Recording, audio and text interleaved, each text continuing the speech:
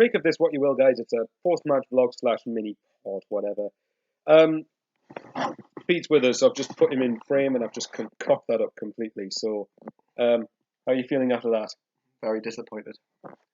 Very, very disappointed. 3-1 up, draw 3-3. Haven't won since, what is it, August, 9 points out of August 10th or something, whatever it is, when we beat Norwich. 9 points out of 39. Second bottom in the Championship. I don't think I need to say anything else. That coupled with Newcastle being 6th in the Prem. Yay, great. Anyway, no, it's just me and Pete just going to talk things over and just see how depressed we are. We're sort of going through different emotions, aren't we? I tell you what, I'll come in a bit closer, make this look a bit more wrong than it was intended. Kind of mixed emotions, really, because after the game, during the game, I was sort of gutted that we'd cocked up a 3-1 lead, and then now I'm sort of trying to force myself to look at it. I'm trying to look at it in a more positive light. Whereas I think you're kind of the other way around. You were like, don't lose, don't lose, don't lose, get the point. You think, right, it's a point.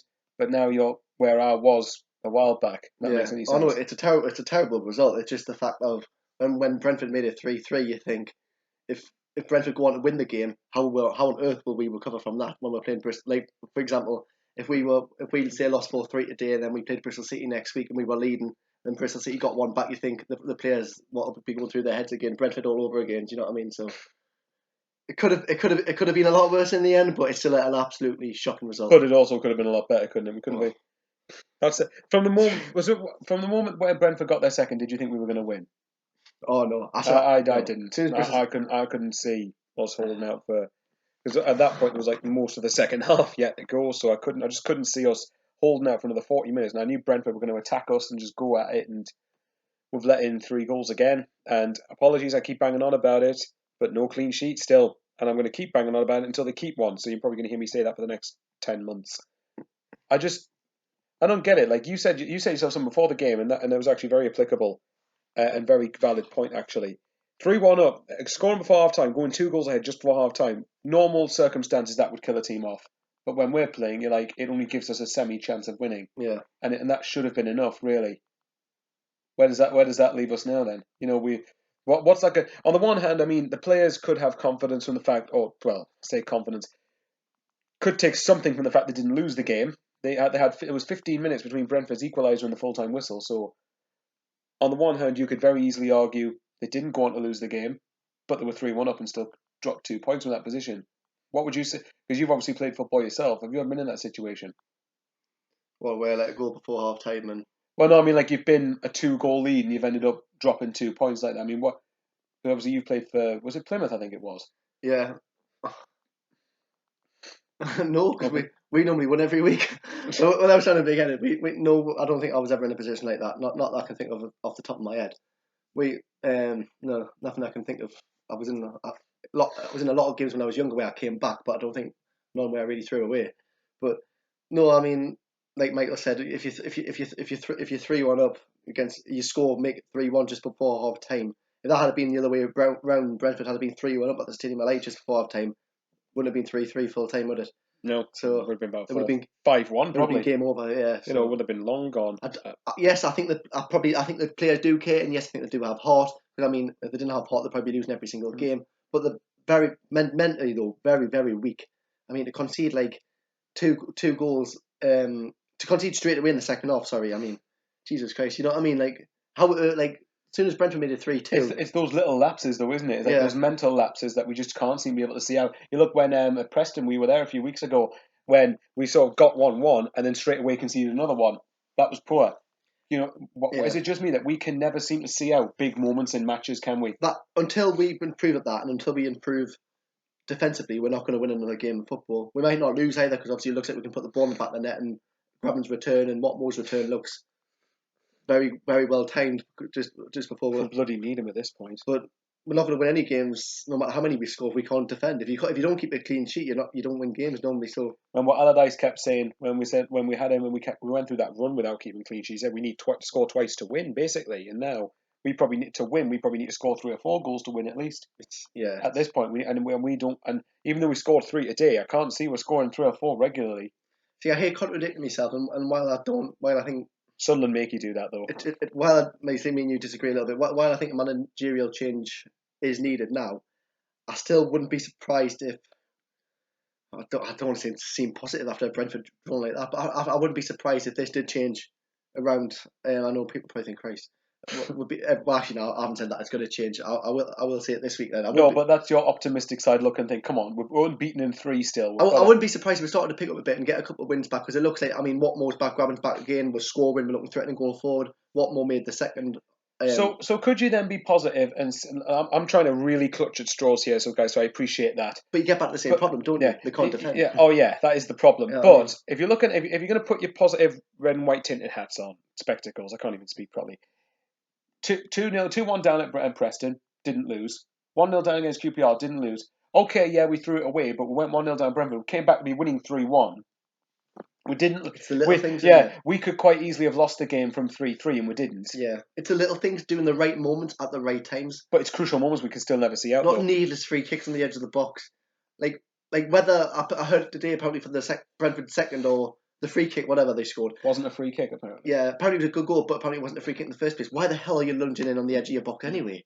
Like, just stand up. You don't need. Guys, for anyone that watched the game, tell us, because we just watched Soccer Saturday. Yeah. We didn't watch any. We haven't seen any. The only bits of the games I've seen are Graben's 2 goals. That's it. We don't get the benefit of iFollow, do we? No. So anyone to comment on iFollow, comment below. Tell us if we're talking shite. So, well, you've led to the point. Let's sort of move on here, because we've disagreed in previous pod. Well, we've disagreed when we've spoke off air. We've disagreed constantly about Grayson and about whether to afford him time or not. And I'll let you start this one. What would you say your views are on Grayson? Because I think at the minute everyone's all over the place. Mine certainly is.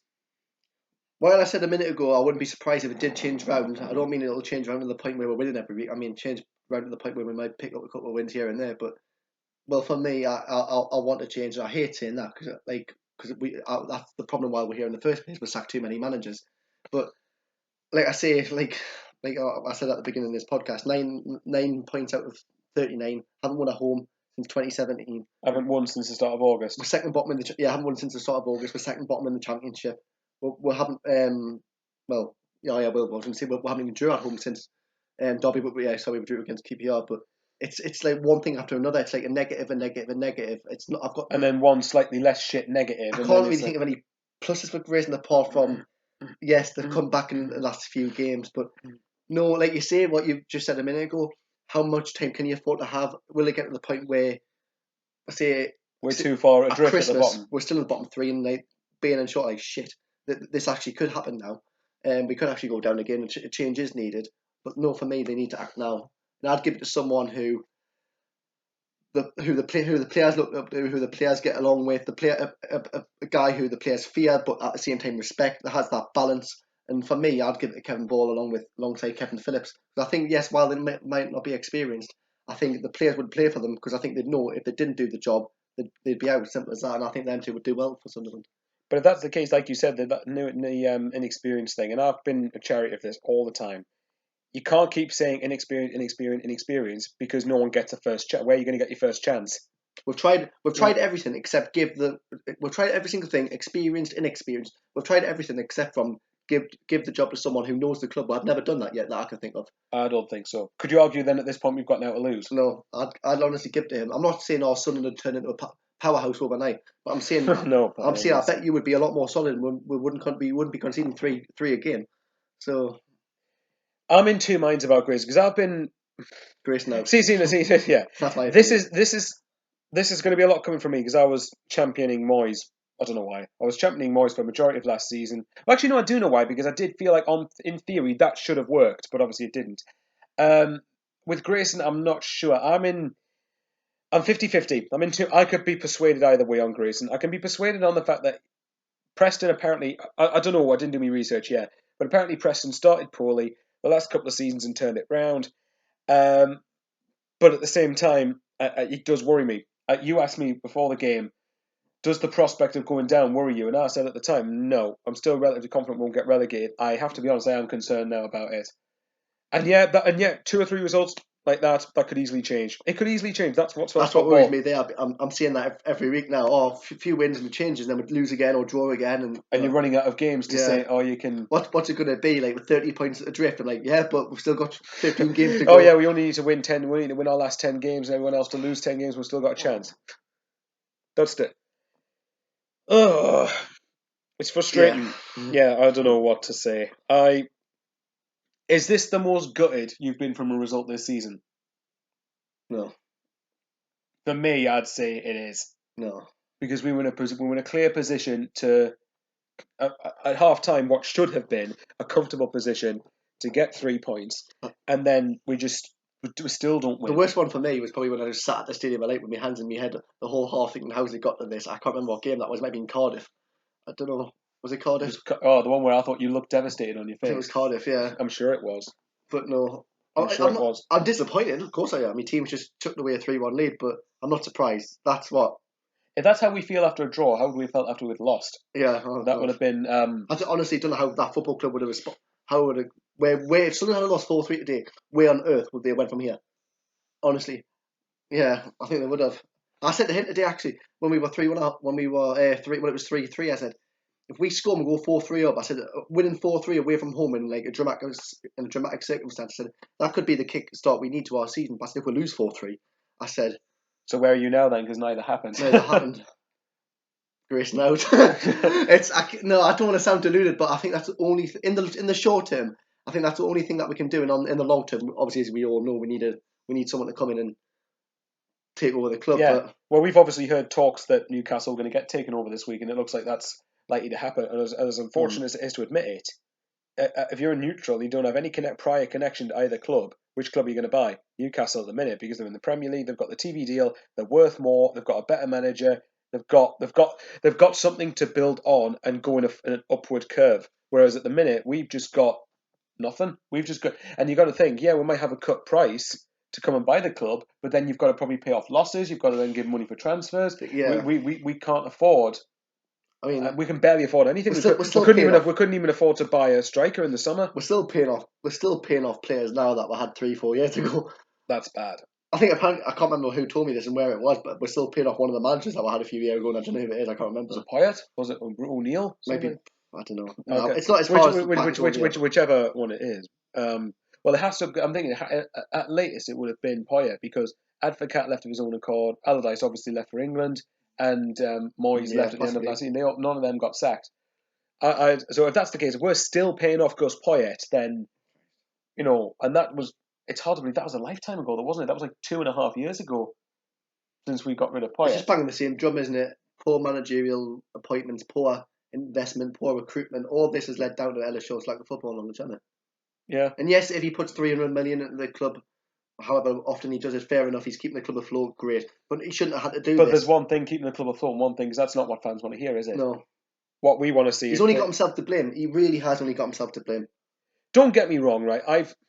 I've gone back and forth on my opinion on Ellis Short the last year, and to me, a year ago I was heavily short out.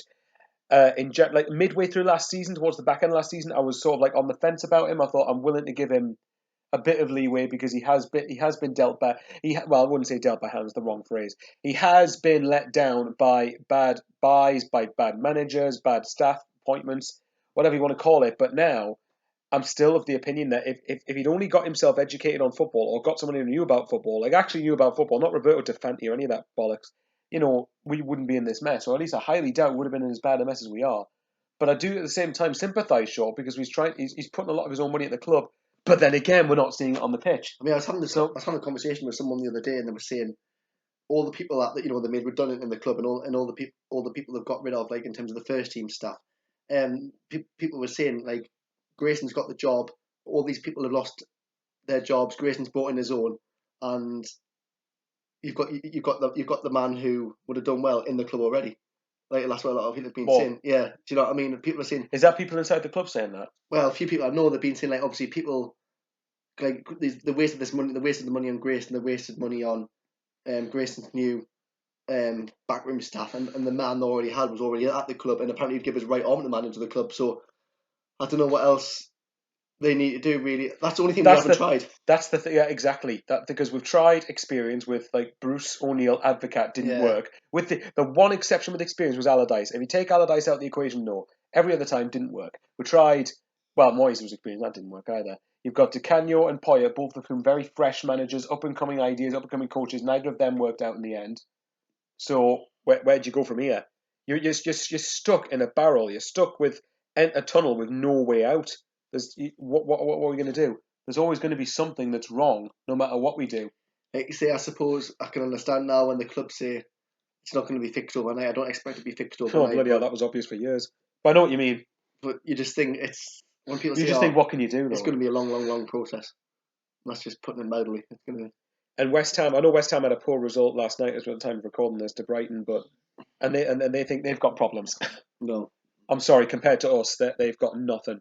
They've, and as you know me, I have a dig at supporters of clubs that are doing better better than we are, but not better for what their standard or expectations are. But what do you do for me here? I'm at the stage now where I'm like, I don't know what to do. The only thing for me that is going to change the mood around the club is a change, and it's not just manager. Manager, I'm give or take on that one. Owner is the one where I'm like, well, they've got to make a change there. But at the same time, you've got to convince someone to buy us when we're a shit ton of debt. We're in the Championship. We're not going to get any money anytime soon. Let's be honest.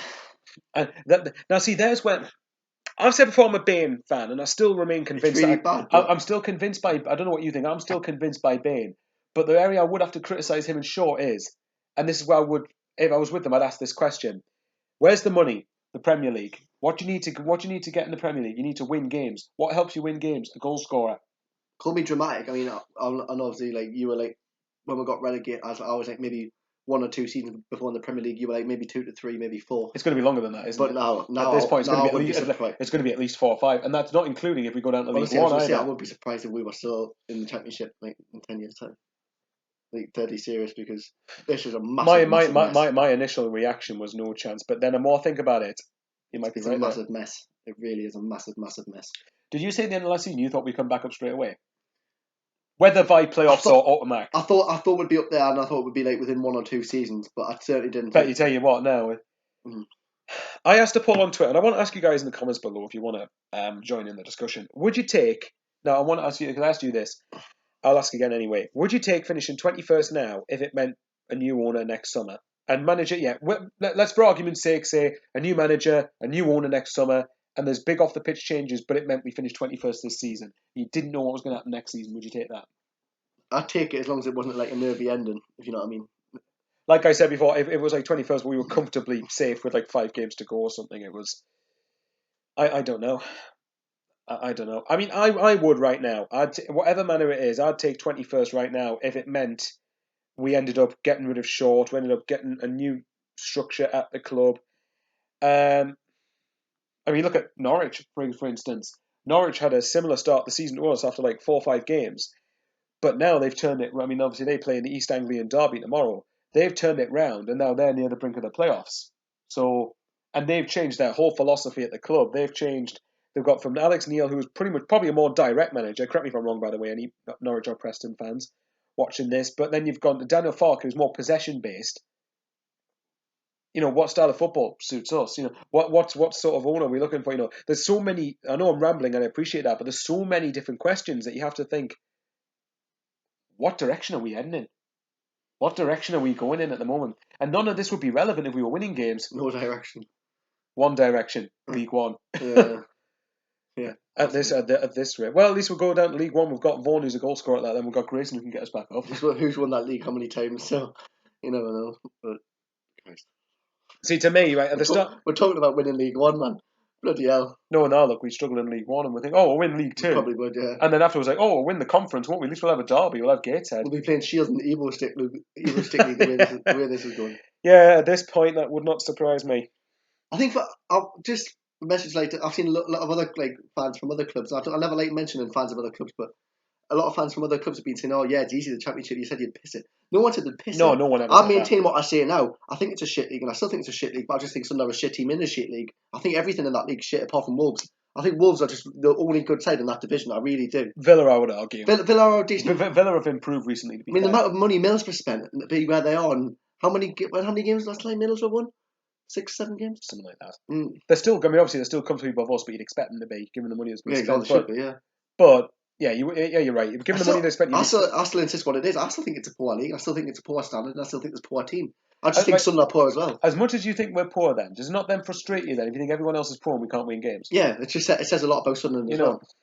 I mean, I can't think. Like, I mean, obviously, this is easy to say because we haven't watched Brentford, we haven't watched QPR, we haven't watched Preston regularly enough. I can't think of anyone in their teams I'd take. We'll put it this way: I watched Cardiff. I suppose he's doing well this season. I've watched Derby. I've watched Well, Cardiff are doing all right because of Neil Warnock. Chef Wed, but Norwich, like Sheffield United, they're doing really well. I haven't rated anyone I've watched this season. Honestly, it's like I remember you said last week, and I can understand this to a point, that QPR were the worst team that came up here, and I heavily argued I thought Sheffield United, as much as they're doing well at the minute, I'm talking that game in isolation, I thought they were terrible. But the difference was, I thought that up here they wanted it more. I wouldn't say, well, okay, that's a bit harsh. I would say that Sheffield United definitely had the better application. It was a bigger game for them in some respects than it was for Sunderland. They were up for it more than we were. I just felt we looked disjointed that game. But Sheffield United kept giving throw-ins, dodgy fouls away. They couldn't string a pass together half the time. And I think as soon as until a change, as long as it goes on for that, Grayson's still in the dugout. I don't see another clean sheet coming anytime soon.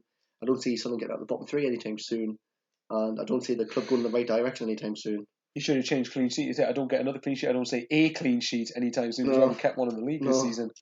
That's the annoying. There's another thing as well about Grayson, is that he was meant to be a defender. What did they work on in training? Yeah, I'd love to know that. Jesus Christ! Don't get us wrong. As a person, I love Grayson. I see him. His attitude, he's positive, and compared to Dow and David, he seems to say the right thing. I mean, it's easy to say the right things, obviously, but he seems to want to succeed, and I really appreciate that. And I get the fact that Grayson, unlike Monk and McInnes, showed the balls to come here when he was in a much more secure position at Preston. So you got to admire the fact he at least attempted to take the job on. And I didn't think Monk and McInnes had the balls to do that. I think he would have been a good fit as well.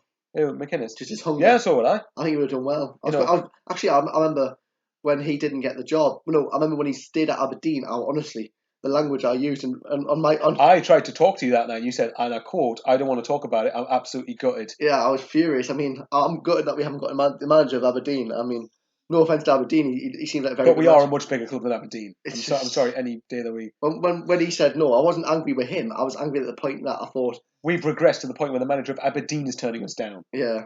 No, not really. I was more angry with the fact of what we could have had. I just thought his hunger would have suited us well.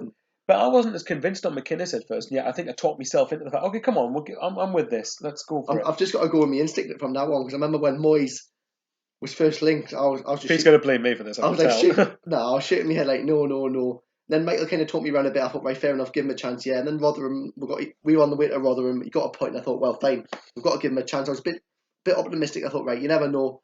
And then Grayson, I remember I was playing snooker. I was just shaking my head like, my exact words were, Jesus Christ, he's worse than Moyes. And then I thought, actually, you can't say that. Give him a chance. And it looked like my gut instinct's been right on both of them.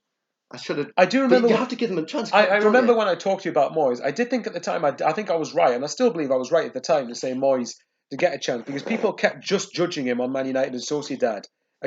Two jobs where combined he didn't even last 2 years. Albeit you can say more recently, but you can't ignore the fact Everton happened. And that's more the sort of thing that I was hoping. Because on paper, Moyes and Sunderland should have worked, shouldn't it? On paper, Moyes and Sunderland should have been a good appointment. On paper, that's where it would go. And Grayson for the Championship, you could argue, depending on what your ambition is, really. Grayson's the type of manager that at best probably would have got us, might still, get us mid-table Championship. But when we got Grayson, I thought, I'm all for his optimism, and he's left to join a bigger club. No disrespect to Preston, because we met a couple of nice Preston fans on the way back from the ground at Preston a few weeks ago. But he's left to join a bigger club, and he seems to be optimistic, seems to want to succeed. And their fans were gutted that he left, though, weren't they? Yeah. More often than not. There was a couple that were... The only thing I'd stick up for Grayson is, like you were saying earlier, we have come back in a couple of games now where normally we wouldn't. And we're at the point now where you think, it's the little things for me. Forget at home for a minute, because that's a different conversation. But away from home, you think they're doing the right things, they're going ahead, whatever. But it's doing the right things at the right times, and we don't do the right things at the right times. When we concede again straight away, and that's where your team has to stand up, show backbone, show some leadership, and not concede again. And that's where Grayson has to come in. Like I don't know, like what they say to each other half the time. Like, I mean, what goes on? I'd love to know what the communication is like between the back. I mean, it's not hard to build up a relationship between your two centre backs and your two full backs, and to switch on for 90 minutes and don't do any stupid mistakes. Fair enough. I'm not asking for clean sheet after clean sheet, but well, I am, because I like clean sheets. But I know the point you're making. Announce clean sheet, not happening anytime soon. It wouldn't surprise me if we didn't keep one clean sheet this season. It would drive me mental. But at the same time, do you think Bolton are going to put passport at the stadium tonight, aren't they? They're going to, yeah. I can just see that's going to be Bolton's first away. We're not going to lose to Bolton. We're going to get hammered off Bolton, aren't we? Yeah, there's losing and then there's Sunderland losing. Yeah. Do you think there's a coincidence that since O'Shea's come in the team though that we haven't lost a game? And he's been getting a lot of flack lately as well. And I don't think that's I thought right. He's excellent at Preston. I thought he was very good at Preston. I thought against QPR he was okay. He looked a shot. I can't comment on it today because I didn't watch it. But like we said, Watmore's back, Graben's back. We're scoring goals, but yet we concede a lot of goals. All we've got to work on is so easier said than done. Well, all they've got to work on though is just like not conceding, not doing stupid things at vital moments. Have you noticed how many goals have we conceded at the worst possible time in games? You look, for example, when Preston again scored one. Okay, don't concede another. Concede another. Brentford today, start the second half. Don't let them back in it. Let them back in the game. That drives me nuts because I honestly believe if you keep clean sheets, we'd win games. Honestly, I think we would. And I think we've got enough at the minute to win games to get ourselves to safety if we stop being stupid at the back. You know, and I need to watch. That's the only thing that's the only positive Grayson's got on his side. It is very easy to correct the little things and changing that and draws into wins. But like I say, it is. I don't think it's hard to do. But with Sunderland, it's easier said than done. Well, it shouldn't be hard to do. Even with Sunderland, it shouldn't be hard to do. But we never do things. Even before Grayson, we've never done things the easy way. I mean, it just again, like you said before, with the training thing. I want to know what is it that they work on. What are they? What do you do in terms of conceding the goal? I mean, look, I'm trying to think of the goals we've conceded recently. Look at the QPR goal. Simple header from a corner. Okay, why weren't we competing for the header? What were we doing? What have we been working? What do we do all week? At home, at the Stadium LA, I've got no excuses because the defending I see there is just embarrassing. But away from home, like you said, I do think at home when people say we get no look at home, I just think we're poor at home. But away from home, like Preston, screamer. Today, screamer. Deflection. Yeah. Second goal with penalty, a free kick. You're like, Christ. Do you know what I mean? But at the same time, I mean, we don't champion that a lot, but we don't get any luck, do we? Away from home, I completely agree. At home, I just think we're shocking. But away from home, it does seem like that, yeah. When you define what you mean by we're shocking at home, we lose every single game there. Well, yeah, but I mean, we don't create anything. Are the players automatically worse in quality at home than they are away, or is it because the atmosphere is worse? Is it because probably the first one? They're scared to play at home. That's going to remain there until we win a home game. Yeah. Would it surprise you if we didn't? Because I think we will win at least one home game this season. We've got to. We've got to, surely. Oh, yeah. But I just don't know when it's going to come. I was quite adamant, no, we'll beat Bolton. I'm not sure now. Bolton are on an upward spiral. Because they won last week, drew today, 4 points from 2 games. I mean, providing they stay up this season. No, I'm not talking about Sunderland here. Oh, providing they stay up this season, I don't know if you fancy it, but we could go to Plymouth away next year. Go back to me roots and watch Sunderland at home park. Oh, that'll be Jesus Christ.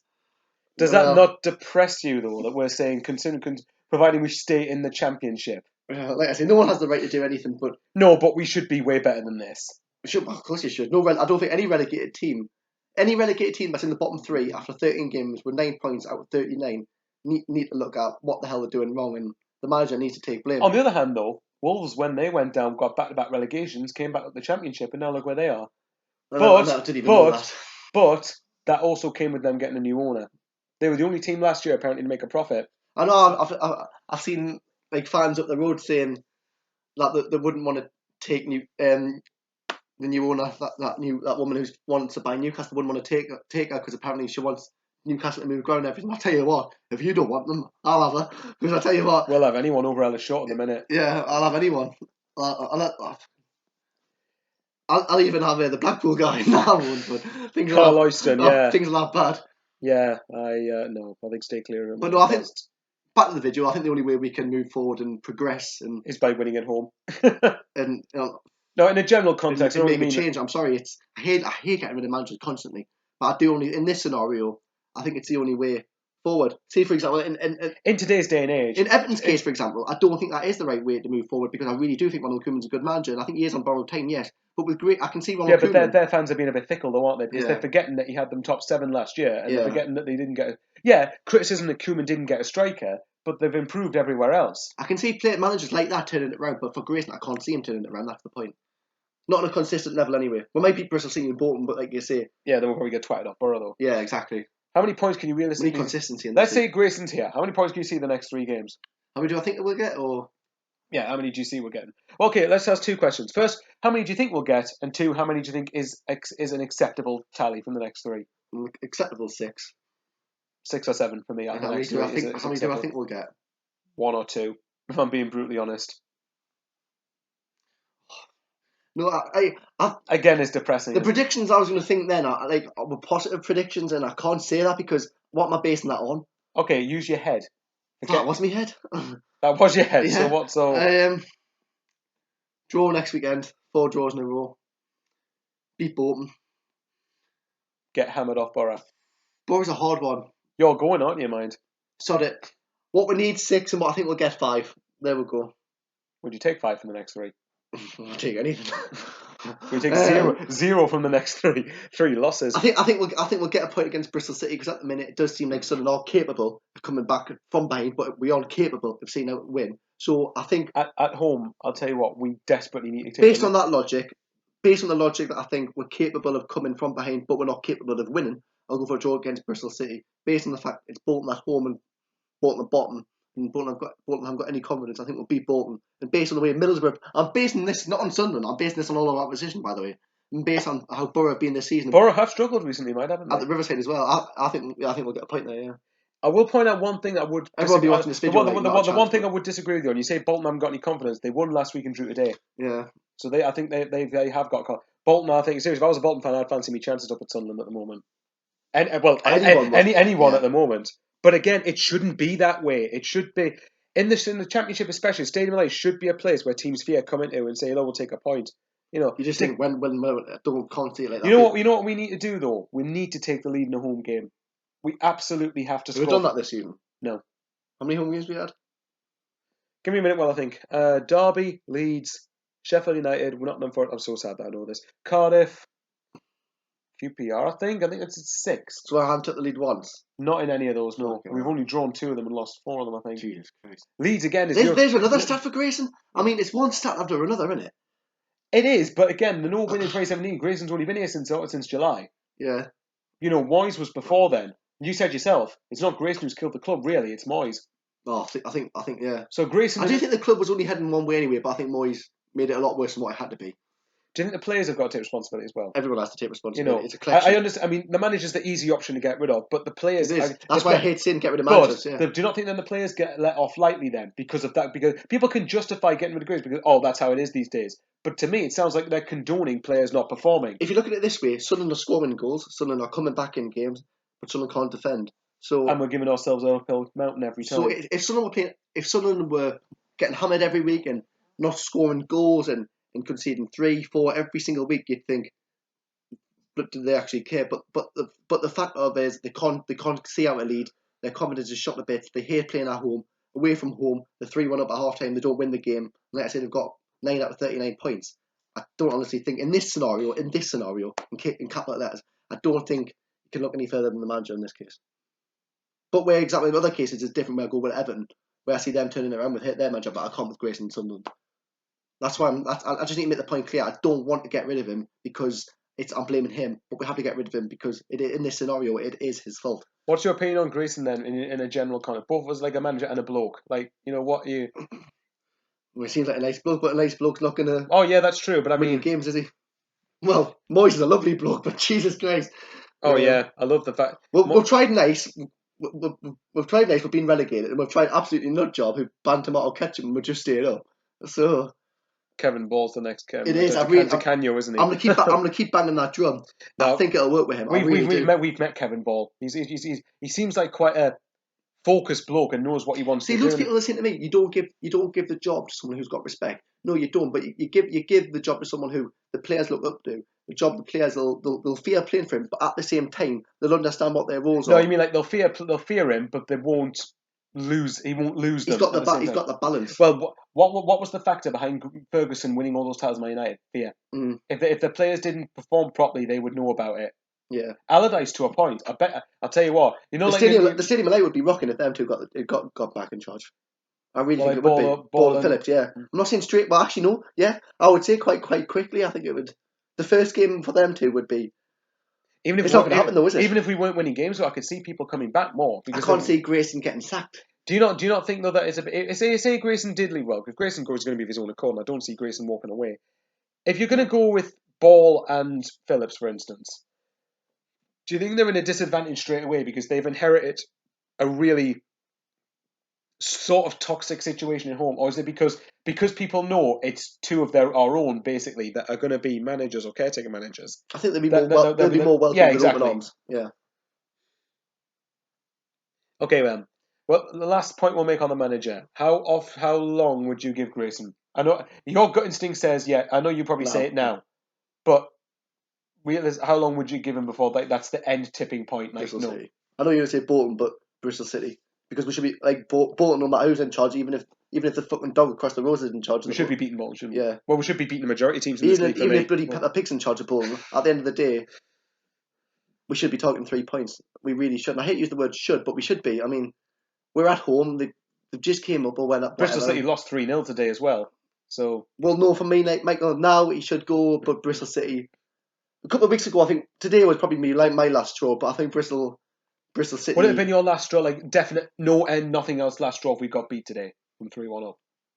Yeah, I'm not desperate for him to go. Like I was with Moyes when we lost to Leicester last season. But I'm telling you now, Sunderland won't improve until while he's still here.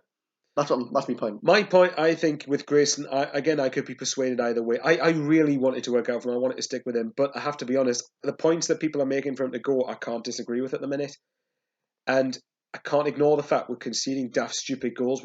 It's not just the fact that we're conceding screamers; it's that we're making our own undoing. We're either making stupid mistakes, or it's like not doing a basic job properly. Yeah. It's just simple things. And if you cut those out, I believe results would improve. I don't think the squad's a bad squad, and I don't think it's good either. I just think they should be doing. I want to say a lot better. They shouldn't be. All I'm saying is Shouldn't be anywhere near the bottom three. To be in the bottom three, that's where. And don't get me wrong. I'm not the only one saying. There's loads of people saying the same thing. That squad shouldn't be anywhere near. I think that team is probably 15th at best, but 23rd though. At lowest, where do you think it should be? At lowest, I was going to say, Anza better be still outside the bottom three. At lowest. Well, put it this way: at lowest, 19th, 20th. If you haven't got at absolute lowest, if you haven't got a 20-season goal scorer and you've got a poor keeper and you've got a bad back four, then you can't think very high, can you? See, but you say the bad. Well, yeah, okay. They've been poor this season. I'm not going to take anything away from that. I can't argue. On paper, I can't argue. Yeah, I know the game's not won on paper before anyone else comes out and says it. But you look at it. You've got who played today? Did Billy Jones play or Matthews? Jones. Right. So Jones. Right. Forget that. Just bear with me for a minute. Jones. Basically, all of them have played in the Premier League before. O'Shea's had a career in the Premier League. Yeah, his age is there, blah, blah, blah. But he's been in the Premier League most of his career. Jones has, Oviedo has, Kone's Kone, but we've seen there's a player in there. In theory, that should be a good Championship back four. Yeah, it should, but it should be a good Championship back four. But there's no cohesion. Like I said, I'm not changing the subject here. I'll come back to this point. Yeah, well, we need to start wrapping it up anyway. I said last season, a lot of people disagreed. I said last season, I don't think anyone would have kept that side up. But a lot of managers will do well with the side there now, if you know what I mean.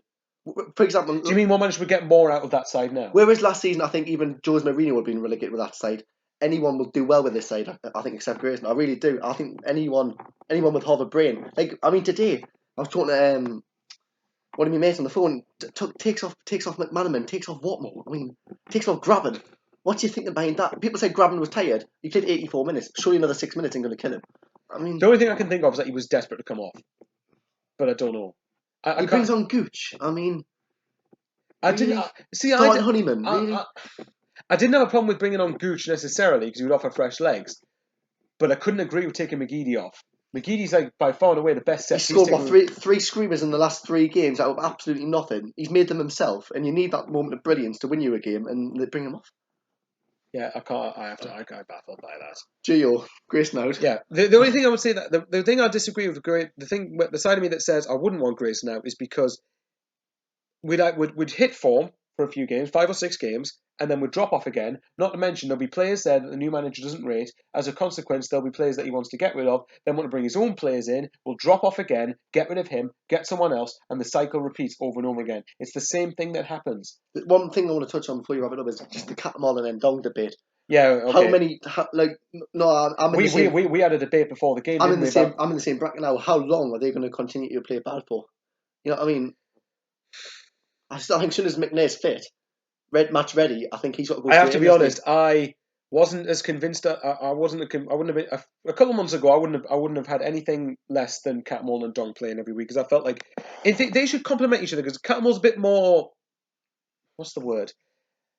And Dong's more mobile. He can run round. Is that even the right phrase? He can run round the pitch more, win the energy, get the ball back. Catamore and can, then give it away. yeah. But then Catamore can sort of like distribute the ball a little bit on occasion. But if Catamore has been poor recently, I can't ignore that. That frustrates me though because Catamore and both of them, and Dong did all right last year in the Premier League. He should be bossing it in this league. Really, he shouldn't be struggling this much. We said after the game today about Catmull's rate. I seen one of the newspapers give Catmull a bad rating. As soon as I think Catmull needs a weekend off, he needs to sit the game out. He needs to watch it from the sideline. And I think that, like you said, I think that'll do him a world of good. I think he's the type of. I said to Pete off and Dong probably need and Dong does need dropped as well. But at the end of the day, I would only drop. Who can you play? I would only drop both of them if McNair came straight in the side. Yeah, you can't drop both of them. Who would you play? Rodwell? I can understand playing both of them away from home, but you'd have to drop one of them at home. You need an offensive player. One thing that wasn't touched on, I want to know where Williams was. Was he injured? Yeah, he was. Yeah. But in which case, you can't blame Grayson for that. If he was injured, well, actually, he can't have been injured on international duty because he played last week. So he got injured last week against QPR. Well, that says a lot then. I don't know because at home you can't play both of them. You just can't. You need to have more of an offensive line. At home, he needs to start Graben. He needs to start Williams. He needs to start McGeady. He needs to start McManaman. Not like Catmull and Dong, all this whole midfielder business. If you could 4-1-3-2 is what I'd like to try Sunderland. Right. If it had to be one of Catmull and Dong, who would it be? I'll fight against Bristol City. Well, yeah. If you're going to 4-1-3-2, who would be the one? That defensive mid that helps shield the back four, helps the back four out. Honestly, there's a massive con for all three. I'm going to say Catmull no because how he's played, and Dong definitely not because then Dong gives the ball away too much. And in a CDM role, you need someone who's comfortable on the ball, so definitely not. And it's a massive responsibility to play him CDM by himself, first game back. McNair. But if McNair's ready, I'd put him straight in. He has bulked up though, hasn't he? Yeah, he has. I would rather someone alongside him, but we haven't tried one holding before with three attacking, so we need to try. We need to get something. But there's got to be a formation that'll work. Right, to be fair though, you could play. Sorry, we are going on here for a bit, guys. But if you could play at home, you could. A lot to say. Yeah. You could play a defensive mid, for, like in one DM in front of the back four. But Watmore, who could play on either side, would help come do a shift, wouldn't he? He would come back occasionally and help the defensive work. So McNair wouldn't be on his own. Watmore obviously would have responsibility going up the pitch, but he would come back occasionally. McGeady probably wouldn't very much, so it's a balancing act. I do feel with Grayson slightly on that, but there are some. You could even try Watmore, McGeady, and McManaman all behind Graben and Vaughan. I know Vaughan is very good, but at the end of the day, you could have. So 4-1-3. See again, you could have. I've said in theory. You could have three quick players behind two big lads. I've said in theory a lot, but again, the Vaughan and Graben debate worked at Norwich, didn't it? If you look at our first goal against Norwich, it was basically a long ball. Vaughan wins the flick on, Graben runs through and scores. Yeah, and now you put Watmore in the mix as well. If you got that, I think Watmore's more effective out wide than. No, that's what I'm saying. Yeah, Watmore behind them. Yeah. Okay, so if you had right, well, let's briefly touch on the next couple of games before we wrap up because we've gone on for a bit long. Okay, the next two home games. Let's forget Borough. Bristol City and Bolton. Next two home games. If you had to pick your starting 11 for Bristol City, who would you pick for it to be? Right, I'll probably go. I know you don't rate any of the keepers, but I'm guessing you'd say Reiter. Because it's the least shit out of the three of them. I think I'd go Reiter, Jones. This is if everyone's fit. I'd go Reiter, Jones, O'Shea, Browning, Oviedo, McNair, McManaman, Williams, McGeady, Graben, and Watmore. How would you expect that side to do against Bristol City with fully motivation, right application? Well, providing they're all bloody fit and they're not like... And they're all up for it and want to actually win, you should expect that side to beat Bristol City. Yeah. You just tell by our reactions. No matter what team they play, it probably won't make a difference, but... Do you honestly expect any? I mean, I think at best we'll get a point against Bristol. I don't see us beating them. Yeah, same. And then finally, Bolton. Bolton, like that's the be all and end all game, regardless of what the result is next Saturday. You won't be surprised if we turn. You know what? I hate talking about Sunderland now because it's got to the point where I don't know what the club need to do to make a change, or part and also managerial change, but it's easier said than done. I don't know what. To me, the ultimate thing, like I said, is get a new owner. But we're just going backwards and forwards every single week because we're we're repeating ourselves because the club. We're repeating ourselves in this podcast as well. We're just constantly the saying club the couldn't same run thing. a bath. I mean, it's. I think I'm at the point now where would you be surprised? I wouldn't be surprised if we won next week and then we got absolutely slaughtered off Bolton. No, I wouldn't be. You don't know. Well, what maybe winning next week, possibly. I don't predicting know. Sunderland games. If people, I've heard people lately say, "Oh, Sunderland let me down for £2,000." Why the fuck are you putting Sunderland on an accumulator? Because it's an outside bet and probably gets you a lot of money. I know, but you put. I know what you mean. Like, why would you rely for Sunderland? You can't predict what Sunderland team are going to turn up. I want that might capitulate first half. I want that might capitulate second half. One might be 3-0 down in 20 minutes and then lose 8-0. Yeah. Who knows? How would you see us doing the next two games? Draw and win. Bristol City draw, Bolton win. Correct. Would you take that? I'm going to have to. I'm going to have to take it, yeah. Do you think that's an acceptable tally? Starting for 4 points from 2 home games? Based on the fact we haven't won a game since August, yeah. Fair enough. Right, guys. Sorry that we've gone for 45 minutes. It's mostly probably me rumbling again. You might as well just call the Simon Grayson out video, because the amount of times I've said Simon Grayson out in this video. 3? Yeah, let's just call the hashtag Grayson out vid. Yeah. Okay then. Thanks to people coming on. It's at least nice to sort of talk immediately after the game. I don't know where we go from here. Right, guys, come on. We've got 2 home games. One thing I don't think I would say to close this is just we need to not get on the players back as much if we go 1-0 down. But it's hard, isn't it? But it is difficult given what we've been through the last few years. See you later anyway. Hopefully we'll be more positive in the near future.